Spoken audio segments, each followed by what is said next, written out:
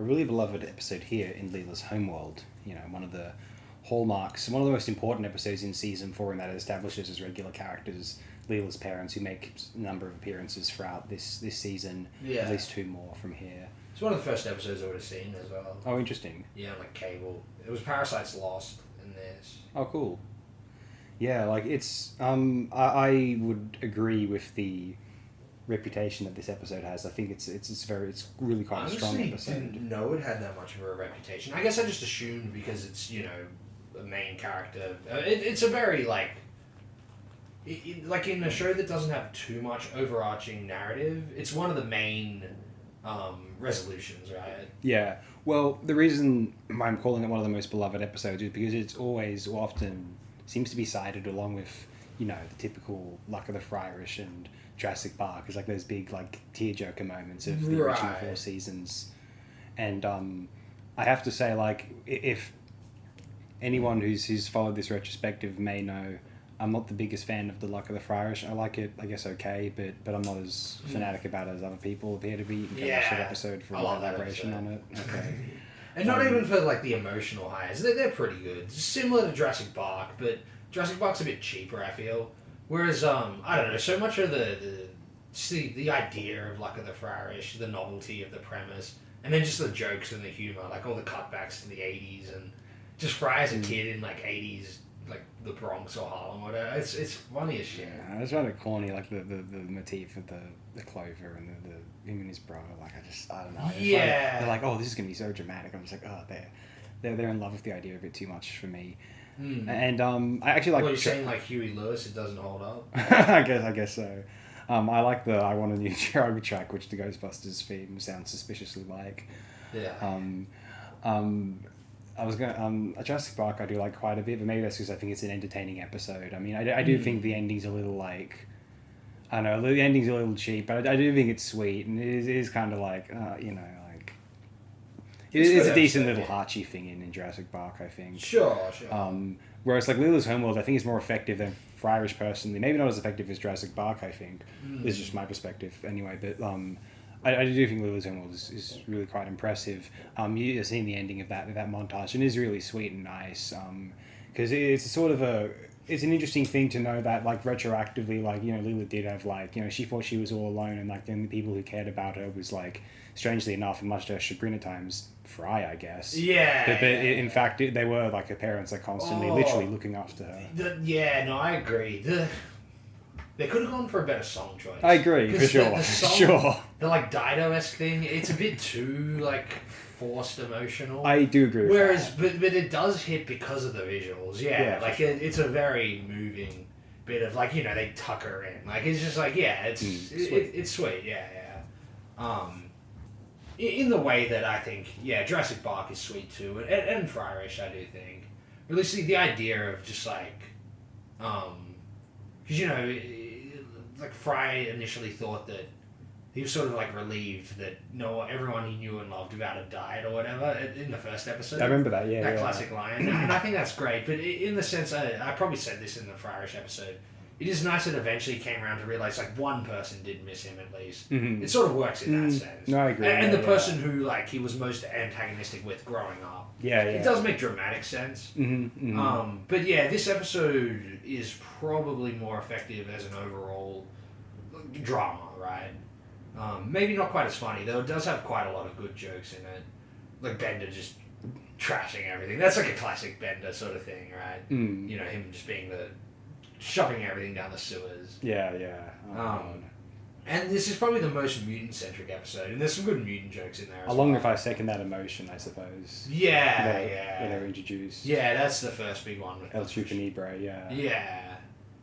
But they're in this one a little more. Or at least they're a bit more fleshed out as comedic characters rather than just like meant to be like... There's at least one episode in the newer seasons which focuses upon the mutants. The mutants are revolting, which Devo appeared in actually. Oh, that's right. But yeah, in the originals run, you're probably correct there. Oh, yeah, one of the two, yeah.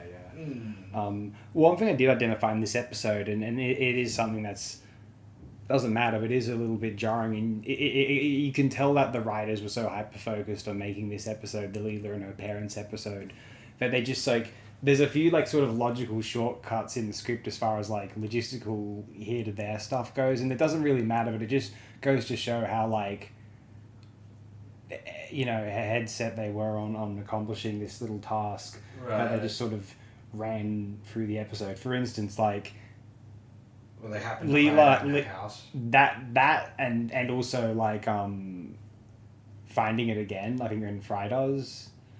Oh wait, no, that makes sense. I think no, when they, I was gonna say, when in that scene when well, before I get to that, I just like initially the large one is when she dives into the pool of the mutating ooze, and she like just because she needs to find them out who they are so badly. It's just like it's the kind of, it doesn't really like, to me. I always thought that was just that. Oh, I certainly feel watching it then is that it just seems like such a leap. Like, would she really like willingly potentially mutate herself to find these people, or would she like come back later? Like, it just it's one of those things where as a cliffhanger it makes like sort of like, why is she doing this? Like, she can't want to know that badly, but they're her parents and the script knows it, so she needs to get to A to B and then realize that, oh, it's not affecting her, it's foreshadowing, she's a mutant. Yeah.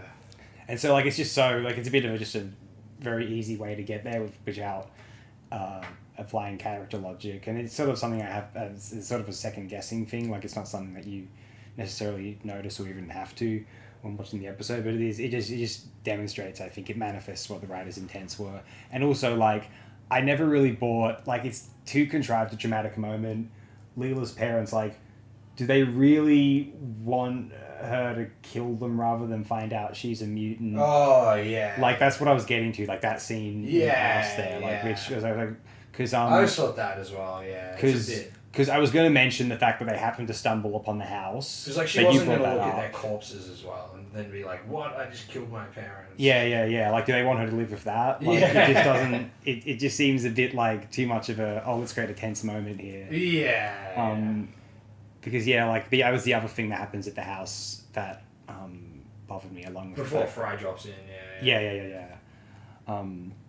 Yeah, but I do think it's a very nice and moving episode, in spite of me saying all that, just because I did notice it. It's like, well, I do want to mention that, because, like, if I don't mention that, I feel like a bit off if I don't. With a Y2K girl pop down-tempo song. Yeah, why not? No, it's an admirable one. Strong piece, and yeah, but, you know, season 4 is strong enough that I don't think this would rate as one of the very best of the season, but it's certainly a solid entry of the set. I definitely say that. Yeah. Yeah, I don't have much else to share about Leela's Homeworld. I'm quite happy with it. No, neither. Just that, yeah, it's an enjoyable episode and a sort of satisfying conclusion to the vague, like, brief mystery of what are Leela's origins. Yeah, what she is, where she came from. And as I said, it was probably the second episode I saw. And so I was just like, I've always sort of known that that's the conclusion. Yeah, that's interesting, yeah. You know? But even, like, seeing it the first time before knowing, because I just assumed, like, you know, Leela said that her parents were aliens or whatever. Well, maybe I'd seen a few other episodes before this one. But, like, this was a very early one I would have seen. And it just seemed like a very, like, even having not seen much of the show, a very, like, organic resolution to that mystery or whatever. Yeah, rather than just being, like, some alien race you meet later. Like, it kind of... It's a nice, like, reveal that it's the mutants who are, like, in very early in the show, their reference, you know. So it's sort of... It's an effective, like, rug pull situation. At least for an 8-year-old. You know? Yeah. I feel like a kid at school told me that... that he had seen more of the show because of a DVD box set. He told me that Leela would turn out to be a mutant. He also told me about the Nibbler thing, that he would end up talking. Oh, okay. I thought, well, that's trippy. Yeah. And I think a couple of other things. But I remember he did mention the dog episode at one point. He said, oh, this is a sad, mean episode of Rise Dog. And I was like, oh, okay, interesting. Damn. I hadn't seen it yet. And Leela's parents, like, yeah, this is me. I think I may have... I think the earliest part of season 4 I saw, I remember I once rented just... They had, like, disc 2 of, or whatever, of 3 of season 4 for rental at the local Video Easy, and so I rented that, and one of the episodes on there was the Teenage Mutant Leela's Hurdles, And I think that was the first time I saw Leela's parents in an episode. Like, that's my first memory. Okay. So, like, that's when I first saw it in an episode prior to ever watching Leela's Homeworld. Yeah. Which I probably saw that on another rented DVD. Okay. But I found at the same shop.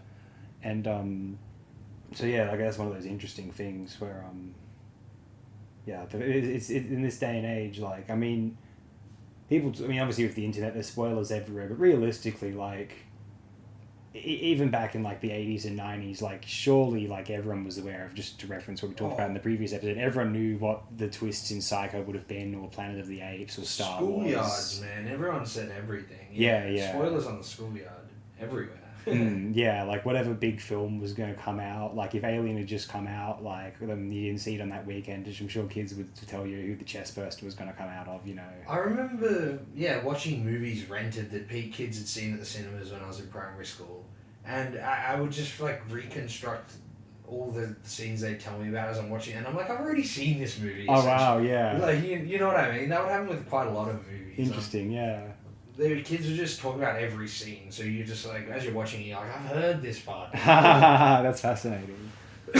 Damn. Yeah, no, because kids they just wanted to say, you know what I mean? Yeah. It is what it is. Anyway, I think I will close it here. Alright, thank you everyone, I appreciate it if you've listened very immensely.